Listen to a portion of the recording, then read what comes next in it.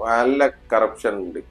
കാരണം എന്ന് പറഞ്ഞു കഴിഞ്ഞാല് ഇവരെന്തോ ഒന്ന് ആദ്യം വാങ്ങിപ്പോയിക്കുന്ന ആരോടും, അതാണ് സത്യം.